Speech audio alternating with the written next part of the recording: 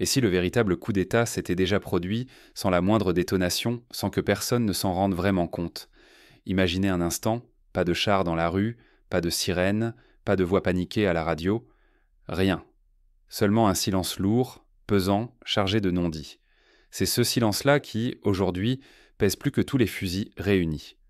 Dans le passé, un coup d'État se reconnaissait au vacarme des blindés, au cri des foules, à l'écho des balles dans la nuit. On savait que le pouvoir changeait de main lorsque l'on voyait les uniformes envahir les avenues, les généraux défiler à la télévision. Mais aujourd'hui, tout a changé. La menace ne s'annonce plus par le fracas, mais par les chuchotements feutrés des salons officiels, par les poignées de main dans les couloirs obscurs, par les regards entendus entre diplomates. Les nouveaux coups d'État portent le costume, cachent leur jeu derrière des sourires courtois et des contrats rassurants. Prenons l'exemple du Ghana dans les années 90. Alors que le pays semblait stable, les choix économiques étaient dictés par des institutions étrangères sans débat public. Pas d'explosion, pas de chaos apparent, mais une transformation profonde, silencieuse. Le danger ne vient plus de l'extérieur, ne surgit pas du désert ou des montagnes en hurlant. Il s'insinue doucement au cœur même du pouvoir. Il ne force pas les portes, il s'infiltre par les couloirs feutrés, masqués par la diplomatie, la dette, l'aide, les médias et surtout la peur. Ces armes invisibles sont devenues, en vérité, bien plus redoutables qu'une armée entière. La prise de contrôle ne résonne pas comme une explosion, elle s'installe dans la routine quotidienne, dans les décisions jamais soumises de haut débat, dans les compromis acceptés en silence, dans les renoncements justifiés au nom de la stabilité. Regardez l'histoire récente du Mali. À force de compromis, le peuple s'est retrouvé prisonnier d'accords imposés, alors même qu'aucun coup de feu n'avait été tiré. Quand tout semble calme, c'est parfois que le pire est déjà en marche, tapis dans l'ombre. Ce nouveau coup d'État n'a nul besoin de tanks pour imposer sa loi. Il avance lentement, à coups de réunions secrètes, de promesses ambiguës, de sanctions discrètes, de rapports alarmistes. Son objectif ? Désorienter, isoler les voies libres, semer le doute jusqu'à ce que le peuple ne sache plus à qui accorder sa confiance. Prenons l'exemple du Zimbabwe. La pression internationale, les sanctions économiques, les campagnes médiatiques orchestrées ont contribué à étouffer toute velléité de résistance sans qu'aucun soldat étranger ne franchisse la frontière. Fermer les yeux sur cette prise de pouvoir invisible, c'est risquer de tout perdre. Votre souveraineté, vos ressources, votre avenir. Le danger le plus grand est celui qu'on se refuse à voir, et souvent, quand on s'en aperçoit, il est déjà trop tard. Mais alors comment ces mécanismes silencieux s'installent-ils, et que cachent-ils vraiment ? Il est temps de regarder sous la surface, de plonger dans les rouages de cette colonisation invisible, d'analyser comment, pièce après pièce, elle façonne le destin du continent.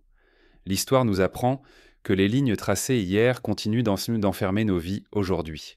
Ce que nous nommons l'Afrique moderne résulte d'une longue succession de conquêtes, de partages arbitraires, d'ingérences étrangères. Autrefois imposées par la force, les volontés extérieures se manifestent désormais par des discours feutrés, des poignées de main, des accords signés sous les projecteurs. Songez au partage de Berlin en 1885, des frontières dessinées à la règle, sans consultation des peuples concernés. Aujourd'hui, ce sont des lignes de crédit, des traités commerciaux, des partenariats de défense qui redessinent nos vies, sans bruit, sans chaos apparent. Depuis des siècles, des intérêts venus d'ailleurs s'acharnent à contrôler l'Afrique. Au début, ce fut par les armes. Expéditions brutales, colonisation, répression sanglante. Les grandes puissances européennes, telles que la France, la Grande-Bretagne ou la Belgique, ont imposé leurs lois, construit des infrastructures pour mieux exporter les ressources sans jamais penser à un développement endogène. Mais très vite, les canons ont cédé la place à d'autres armes, plus discrètes mais tout aussi efficaces. La dette, la diplomatie, les accords économiques écrits à sens unique. Regardez la crise de la dette des années 80. Sous couvert d'aide, les institutions internationales imposent des plans d'ajustement structurel, dictant jusqu'au prix du pain dans les marchés locaux. La rhétorique s'adapte. On ne parle plus d'empire, mais de stabilité, de transition, de partenariat. Pourtant, ces mots servent souvent de masque pour imposer la soumission et non le respect. À chaque génération, l'éveil d'un peuple à sa vraie autonomie devient une menace pour ceux qui l'observent de loin. Les puissances occidentales, si promptes à louer la liberté, se sentent soudain menacées dès que l'Afrique tente de briser ses liens de dépendance. Regardons l'exemple du Burkina Faso sous Thomas Sankara. Dès qu'il a commencé à réclamer l'annulation de la dette, à promouvoir l'autosuffisance, la machine médiatique et diplomatique s'est emballée. On l'a qualifié de rêveur, d'extrémiste, d'élément incontrôlable. Alors, commence la manipulation. On dépeint les nouveaux dirigeants comme trop jeunes, trop téméraires, trop imprévisibles. On murmure qu'ils dérangent l'ordre établi, qu'ils ne jouent pas selon les règles. Rien n'est laissé au hasard. Les médias, les réseaux d'influence, les ONG, tout s'anime pour semer le doute.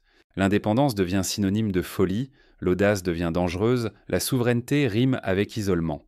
Peu à peu, la volonté collective s'érode, jusqu'à ce que le rêve de liberté paraisse irréalisable, presque dangereux. Ce jeu, on le retrouve partout.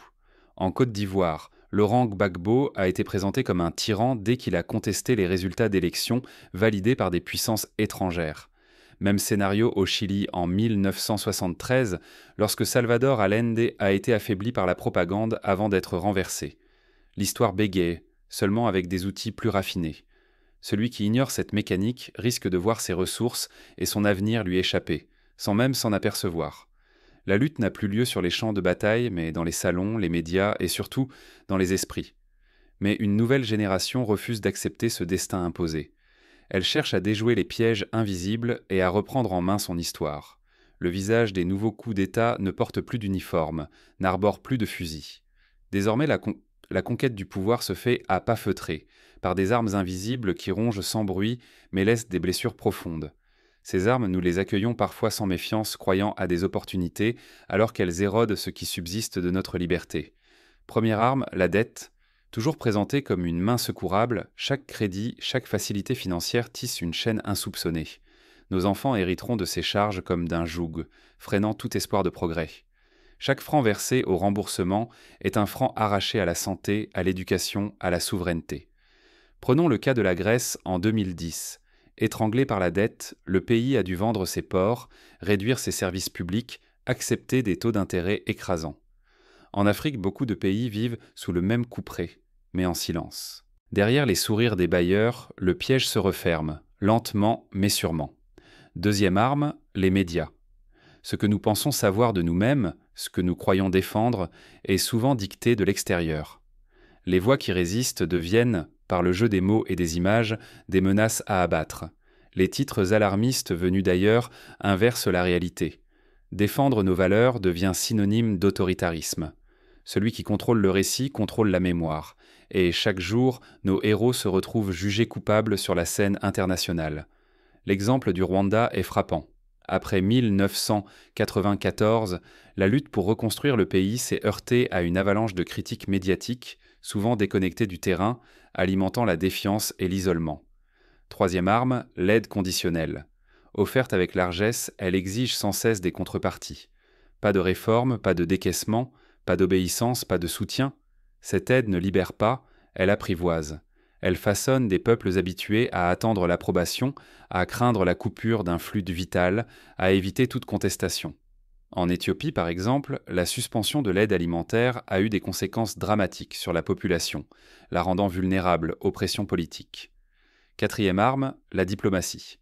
Sous chaque poignée de main, chaque traité signé dans des salons feutrés, s'opère un échange silencieux de richesses. Nos ressources, notre avenir sont marchandés dans des langues étrangères, au profit de ceux qui imposent leurs prix, leur cadence, leurs droits de regard. Regardez les contrats miniers en République démocratique du Congo. Des accords signés pour plusieurs décennies, souvent au détriment des populations locales et au bénéfice d'intérêts étrangers. La souveraineté devient mirage, dissoute dans des accords inégaux. Enfin, la plus insidieuse. La peur, elle ne tonne pas, elle murmure. Elle pousse à l'autocensure, à accepter l'inacceptable avant même la menace. On plie l'échine par anticipation, on s'abstient de toute révolte, on enterre les rêves. Ce climat empoisonne le moral, paralyse la volonté, étouffe les élans collectifs. En Afrique du Sud, sous l'apartheid, la peur entretenue par le régime a maintenu le peuple sous contrôle pendant plusieurs décennies, jusqu'à l'éveil de la conscience collective. Ces armes silencieuses en sont dévastatrices. Elles étranglent la souveraineté, brisent l'âme des peuples et finissent par convaincre qu'aucune issue n'existe hors de la dépendance. Refuser de les voir, c'est accepter de vivre enchaîné, là où chaque victoire apparente masque une soumission plus profonde encore. Pourtant, l'histoire n'est pas encore écrite. C'est à nous de décider si ces chaînes invisibles deviendront notre destin ou le point de départ d'une reconquête. L'isolement qu'on nous promet n'est pas une malédiction. Peut-être est-ce la condition du renouveau, le point de départ d'un avenir différent. Les grandes puissances occidentales ne craignent pas la force militaire d'un pays africain. Elles ne redoutent ni nos slogans, ni la couleur de nos drapeaux. Leur peur véritable, qu'une nation africaine réussisse sans leur permission, devienne un modèle, une étincelle pour d'autres. Souvenez-vous de l'exemple du Botswana. Ce pays a construit une démocratie stable, une économie solide fondée sur la gestion transparente des ressources, inspirant ses voisins sans jamais recourir à la violence. Ce n'est pas l'arme visible qui les inquiète le plus, mais le courage contagieux du peuple. Un peuple qui se lève, ose dire non, refuse la peur et la dépendance, devient une menace réelle pour l'ordre établi. L'éveil collectif, la dignité retrouvée, voilà ce qui fait trembler les murs des chancelleries occidentales. On nous répète que l'isolement international serait une punition, un gouffre sans retour. Mais si cet isolement est choisi, compris, il devient le terrain de la souveraineté retrouvée. Parfois, l'autonomie naît dans la solitude, loin des regards qui jugent et des mains qui entravent. L'histoire de Cuba illustre ce point. Malgré des décennies d'embargo, le pays a su préserver une indépendance farouche, développer une médecine reconnue et soutenir son identité. Le vrai piège se cache ailleurs, dans la division interne, la défiance entre frères, les ambitions personnelles qui placent l'intérêt étranger au-dessus du peuple. La trahison naît de la peur, du désir d'être accepté par d'autres, de la tentation de céder à la facilité. Voilà le poison lent, celui qui ronge de l'intérieur. Les révolutions ne succombent pas aux coups étrangers, mais à l'épuisement de la confiance entre nous. Quand la peur de l'isolement plie les convictions, quand la quête d'approbation étrangère l'emporte sur l'amour de la patrie, alors la révolution s'éteint doucement, sans bruit, sans éclat. Aujourd'hui, chaque nation africaine fait face à un choix. Rester soumise et mendier l'approbation, accepter l'isolement comme une fatalité, ou transformer ce repli forcé en force collective. Ce choix n'est pas théorique. Il détermine notre avenir, notre place dans le monde, notre capacité à écrire enfin notre propre histoire. C'est dans la solitude que la graine germe, dans la tempête que les racines s'ancrent. Refuser de se soumettre, c'est accepter la solitude un temps, mais c'est aussi ouvrir la voie à un réveil plus large, à la contagion du courage. L'Afrique n'a jamais manqué de ressources. Parfois, elle a manqué d'unité, de détermination, de foi en la puissance du collectif. La page reste à écrire. L'issue dépend d'une question simple. Saurons-nous transformer la menace de l'isolement en opportunité de renaissance, ou laisserons-nous la peur et la division enterrer, une fois de plus, nos rêves d'indépendance ? Mais derrière l'isolement, une autre forme de domination s'exerce, plus subtile et plus dangereuse encore. C'est celle qui se glisse dans les esprits et façonne les choix sans bruit. La révolution n'a pas besoin d'un chef providentiel. Elle réclame un peuple éveillé, prêt à refuser la résignation ici et maintenant. Le véritable pouvoir ne se trouve ni derrière un fauteuil doré, ni au bout d'un fusil. Il naît dans chaque acte de courage, dans chaque vérité transmise aux voisins, dans chaque refus de trahir. C'est ainsi que la flamme de la souveraineté se nourrit, jour après jour. Prenons exemple sur les mouvements de libération en Inde sous Gandhi. Ce ne sont pas les armes qui ont abattu l'Empire britannique, mais la désobéissance civile, la solidarité, la résolution collective à dire non à l'injustice. Vous voulez défendre l'Afrique ? Commencez par enseigner la vérité autour de vous, même lorsqu'elle dérange. Semez la terre pour nourrir vos proches plutôt que d'attendre les cargaisons venues d'ailleurs. Refusez toute compromission, même si elle se présente sous une poignée de main respectable.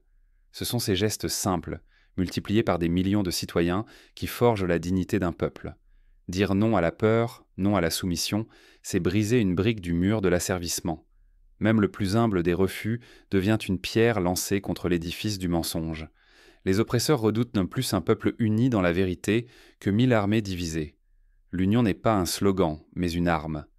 Face à la coalition d'intérêts étrangers qui exploitent nos ressources, seule la solidarité des peuples africains peut opposer une force invincible.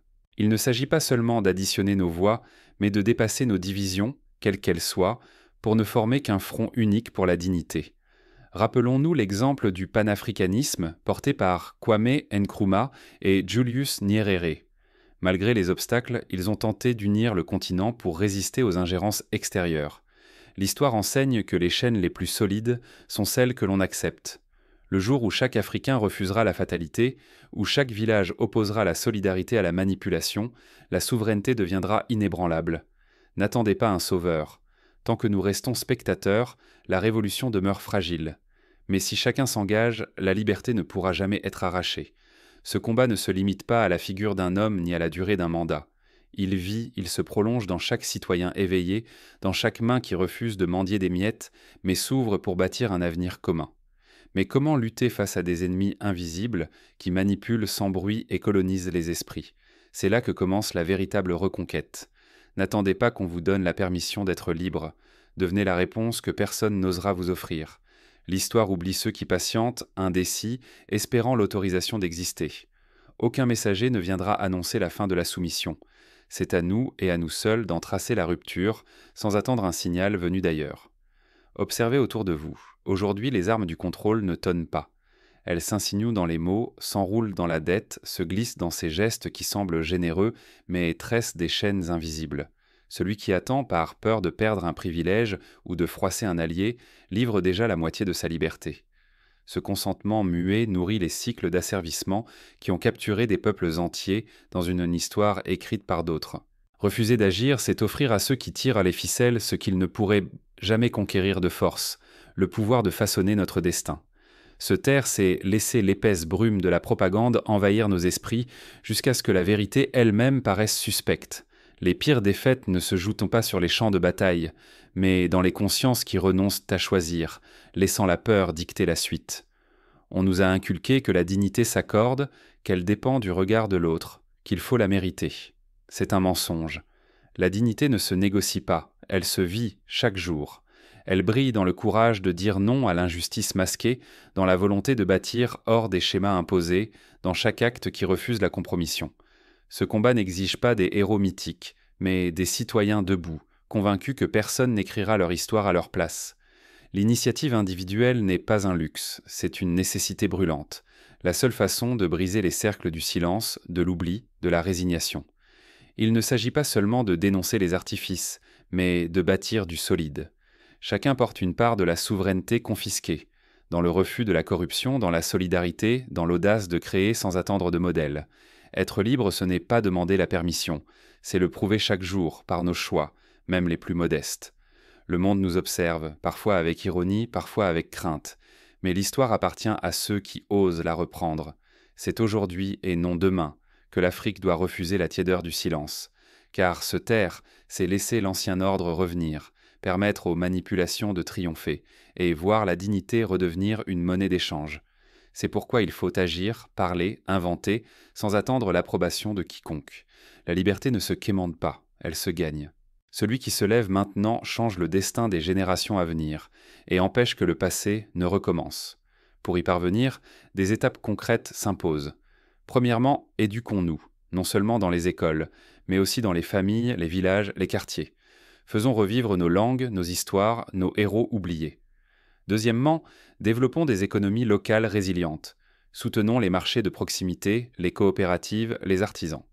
Inspirons-nous du modèle du Rwanda qui, après 1994, a misé sur la production locale pour reconstruire son tissu social et économique. Troisièmement, veillons à l'intégrité de nos institutions. La corruption n'est pas une fatalité.